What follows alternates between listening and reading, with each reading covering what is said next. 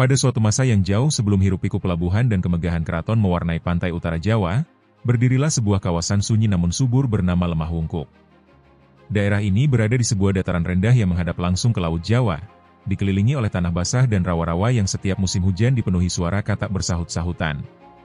Angin laut yang kerap membawa bau asin menyapu ilalang-ilalang yang tumbuh lebat di tepian desa. Nama Lemah Wungkuk berasal dari dua kata dalam bahasa Jawa Cirebon, lemah yang berarti tanah, dan wungkuk yang berarti cekung atau menjorok ke dalam.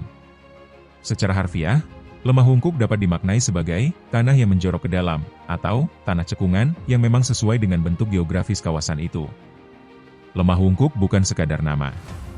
Ia adalah awal mula dari terbentuknya suatu peradaban pesisir yang kelak tumbuh menjadi kota pelabuhan, pusat perdagangan, pusat penyebaran Islam, dan pusat kerajaan yang memiliki pengaruh kuat di wilayah Jawa bagian barat. Sebelum Cirebon dikenal sebagai kerajaan, Lemah Wungkuk sudah menjadi rumah bagi masyarakat pesisir yang menggantungkan hidupnya dari laut, sawah, dan hutan. Disinilah para nelayan, petani garam, dan pedagang kecil hidup berdampingan dengan alam. Namun, sejarah Lemah Wungkuk tidak hanya tentang keheningan tanah yang subur. Ia juga tentang bagaimana tanah ini menjadi tempat pijakan pertama bagi para ulama, wali, dan tokoh perintis Islam di wilayah Jawa Barat. Disinilah kelak seorang bangsawan dari Pajajaran, yang bernama Pangeran Walangsungsang, memutuskan untuk menetap, membuka lahan, dan mendirikan pemukiman. Bersama adiknya, Nyai Rara Santang, mereka menapaki jalan spiritual dan sosial yang kelak mengubah wajah tanah ini selamanya. Lemah Wungkuk berubah arah ketika seorang pangeran muda dari kerajaan Sunda Pajajaran, bernama Pangeran Walangsungsang, memutuskan untuk meninggalkan istana. Ia bukan sekadar putra raja biasa. Ia adalah anak dari Prabu Siliwangi, penguasa Pajajaran, dan Nyai Subang Larang, seorang perempuan bangsawan yang telah memeluk agama Islam lebih dahulu dari suaminya. Perselisihan keyakinan antara Nyai Subang Larang dan Prabu Siliwangi membuat pernikahan mereka terhalang restu, dan Walangsungsang tumbuh dalam bayang-bayang kebesaran kerajaan sekaligus semangat ajaran ibunya. Di masa mudanya, Pangeran Walangsungsang mulai merasa gelisah. Ia tidak sepenuhnya diterima dalam tatanan kerajaan karena latar belakang ibunya yang bukan dari lingkungan Hindu Sunda murni. Ketika usianya menginjak dewasa, ia merasa terpanggil untuk mencari jati diri dan menapaki jalan spiritual yang lain, jalan Islam. Bersama adiknya, Nyai Rara Santang, ia meninggalkan Pajajaran dan mulai mengembara ke arah timur, menelusuri hutan-hutan, rawa-rawa, dan desa-desa kecil di pesisir utara. Setelah melalui perjalanan panjang, mereka tiba di sebuah tanah yang sunyi namun menjanjikan, Lemah Wungkuk. Disinilah mereka menetap. Dengan izin dari Ki Gedeng Alang-Alang, kepala desa setempat, Pangeran Walangsungsang diperkenankan membuka lahan dan membangun pemukiman. Ia mulai menata wilayah itu secara sistematis, mengajarkan ilmu pertanian, mengembangkan perikanan, serta mengenalkan ajaran-ajaran Islam secara damai kepada masyarakat sekitar.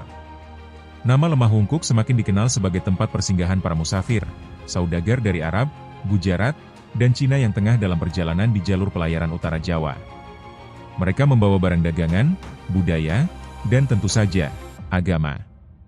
Lambat laun, Lemah Wungkuk berubah dari sekadar pemukiman sunyi menjadi pelabuhan kecil yang hidup dan menjadi simpul dari pertemuan berbagai budaya dan kepercayaan. Namun, perubahan besar terjadi ketika Walangsungsang dan adiknya bertemu dengan seorang tokoh penting, Syaikh Datuk Kahfi atau Syekh Nurjati, seorang ulama besar dari Persia yang menetap di Gunung Jati. Di bawah bimbingan sang Syekh, Walangsungsang memperdalam pemahamannya tentang Islam dan akhirnya diangkat sebagai murid serta penerus misi dakwahnya. Ia bahkan mendapatkan nama Islam, Haji Abdullah Iman. Tak lama kemudian, Nyai Rara Santang juga melanjutkan perjalanan spiritualnya ke Tanah Suci Mekah dan menikah dengan seorang bangsawan Arab keturunan Rasulullah Shallallahu Alaihi Wasallam.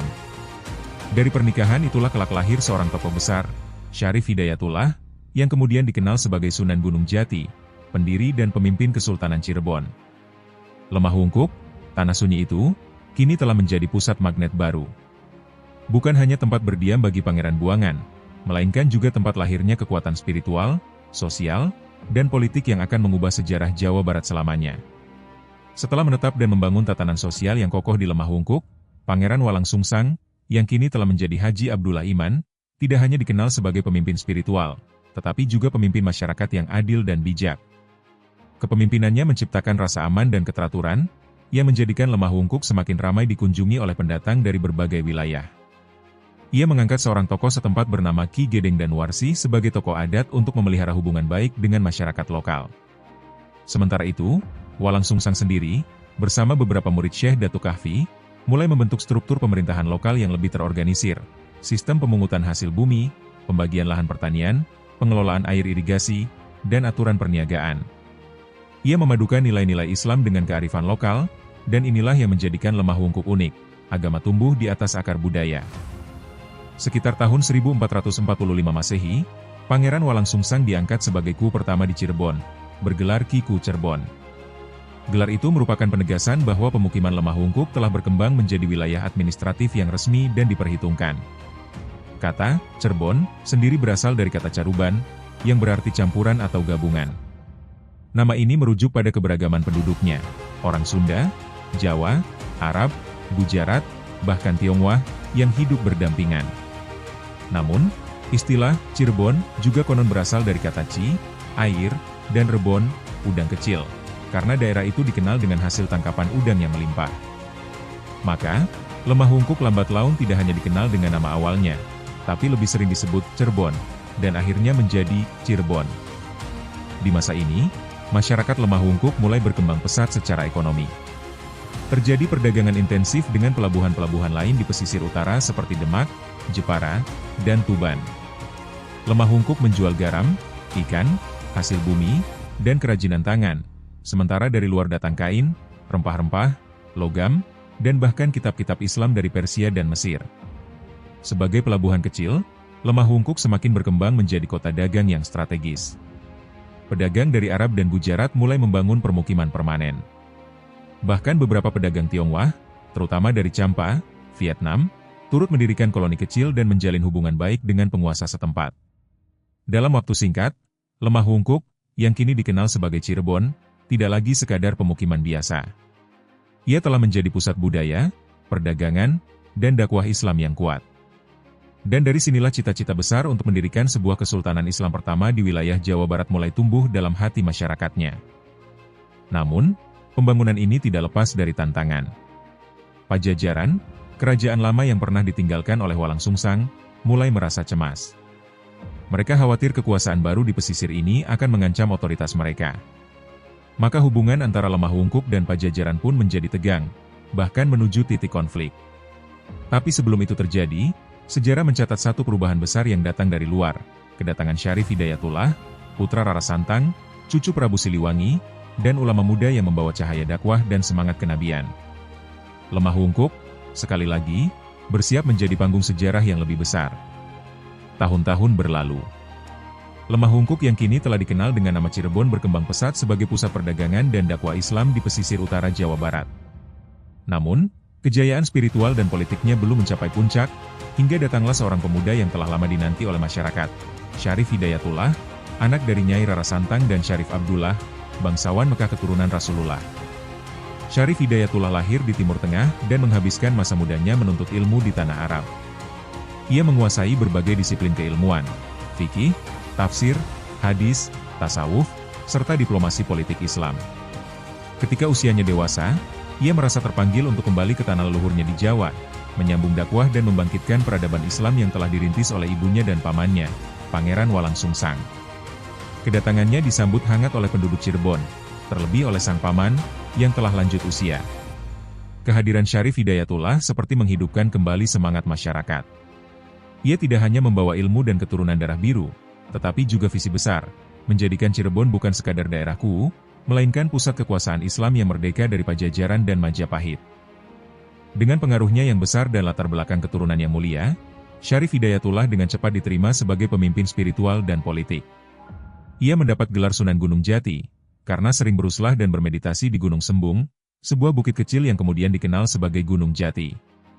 Di sanalah ia membangun pesantren besar, tempat para santri dari berbagai daerah datang untuk menuntut ilmu. Pada tahun-tahun berikutnya, Sunan Gunung Jati secara perlahan mulai membentuk struktur kerajaan. Ia menata ulang sistem pemerintahan, mendirikan balai-balai pertemuan, masjid, dan lembaga adat, serta mengatur hubungan dagang dengan pelabuhan-pelabuhan besar di Nusantara bahkan hingga ke Malaka dan India. Ia pun menjalin aliansi strategis dengan Kesultanan Demak yang saat itu sedang bangkit sebagai kekuatan Islam baru di Jawa. Dan akhirnya, pada sekitar tahun 1479 M, Lemah Wungkuk secara resmi berubah bentuk menjadi Kesultanan Cirebon. Sunan Gunung Jati diangkat sebagai sultan pertama. Penobatan ini bukan hanya simbol politik, tetapi juga spiritual. Cirebon kini berdiri sebagai kerajaan Islam pertama di tanah Jawa bagian barat yang merdeka dari pengaruh Hindu-Buddha Pajajaran dan Jawa Tengah. Lemah Wungkuk, tanah yang dahulu sunyi dan cekung, kini menjadi pusat kekuasaan, spiritualitas, dan kebudayaan. Di bawah kepemimpinan Sunan Gunung Jati, Cirebon menjelma menjadi kerajaan yang kuat namun damai, menjadi tempat persinggahan para pedagang, wali, ulama, dan bangsawan dari berbagai penjuru. Sultan Sunan Gunung Jati memimpin tidak hanya dengan pedang, melainkan dengan dakwah, diplomasi, dan kasih sayang. Ia dikenal sebagai pemimpin yang tidak mudah murka, namun tegas dalam prinsip. Ia memadukan nilai-nilai Islam dengan budaya lokal, menyerap seni Sunda dan Jawa, menciptakan seni ukir, batik, tari topeng, dan membangun sistem pendidikan yang inklusif. Kesultanan Cirebon pun mulai menorehkan pengaruhnya. Lemah Wungkuk menjadi poros penting dalam jalur dakwah Wali Songo, sekaligus menjadi penyeimbang kekuasaan antara Demak di timur dan Banten di barat. Sunan Gunung Jati sendiri tidak hanya memimpin Cirebon, tapi juga berperan besar dalam pendirian Kesultanan Banten melalui putranya, Sultan Maulana Hasanuddin. Seiring dengan berkembangnya Kesultanan Cirebon di tanah Lemah Wungkuk, muncul bayang-bayang ketegangan dari arah barat. Kerajaan Sunda Pajajaran, yang selama berabad-abad menjadi penguasa tanah Parahyangan dan bagian barat Pulau Jawa, mulai merasakan ancaman dari pertumbuhan kekuatan baru ini. Cirebon bukan hanya kerajaan Islam pertama di wilayah barat, tapi juga merupakan tanah yang dulu dianggap bagian dari Pajajaran, dan kini dipimpin oleh cucu dari Prabu Siliwangi sendiri. Ketegangan ini bukan hanya persoalan darah dan warisan, melainkan soal ideologi dan dominasi. Pajajaran berlandaskan kepercayaan Hindu Sunda dan menjunjung tinggi warisan tradisi lokal, sementara Cirebon bernafas dalam semangat Islam yang kosmopolitan dan terbuka. Lemah Wungkuk, tanah yang dulu dianggap tidak berarti, kini mengancam eksistensi dan otoritas Pajajaran. Kabar bahwa Syarif Hidayatullah, Sunan Gunung Jati, berhasil membangun kerajaan merdeka dengan struktur pemerintahan sendiri, membuat Pajajaran murka. Terlebih lagi, hubungan erat Cirebon dengan Kesultanan Demak, kerajaan Islam besar di Jawa Tengah, membuat Pajajaran khawatir akan adanya ekspansi Islam ke seluruh wilayah Jawa bagian barat. Maka dalam beberapa dekade, hubungan antara Pajajaran dan Cirebon menjadi dingin. Pajajaran mencoba berbagai cara untuk menekan pengaruh Cirebon, dari penyebaran isu-isu bahwa Cirebon tidak setia pada leluhur, hingga membatasi jalur dagang melalui pelabuhan-pelabuhan di bawah pengaruh Pajajaran.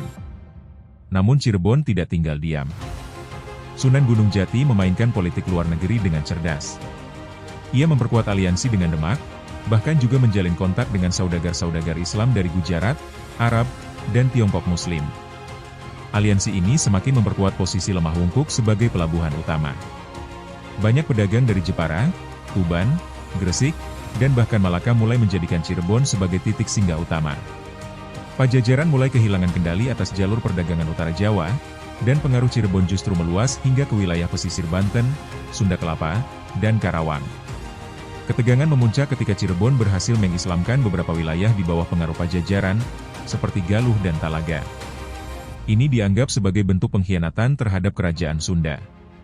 Namun bagi Sunan Gunung Jati, ini bukan penaklukan, melainkan penyebaran dakwah dan pencerahan. Salah satu peristiwa penting terjadi pada tahun 1527 M, ketika pasukan gabungan Demak dan Cirebon menyerang Sunda Kelapa, pelabuhan utama milik Pajajaran. Dalam serangan yang dipimpin oleh Fatahillah, menantu Sunan Gunung Jati, pelabuhan itu berhasil direbut dan kemudian diganti namanya menjadi Jayakarta, kemenangan yang sempurna. Serangan ini bukan hanya simbol kekalahan Pajajaran secara militer, tetapi juga kekalahan ideologis. Cirebon, dan Lemah Wungkuk sebagai pusatnya, kini berdiri tegak sebagai kekuatan utama di wilayah barat. Kesultanan ini tidak hanya menjadi pusat perdagangan dan dakwah, tapi juga panggung pertempuran diplomatik dan politik tingkat tinggi antara dua kutub besar, tradisi Hindu Sunda dan gelombang besar Islamisasi.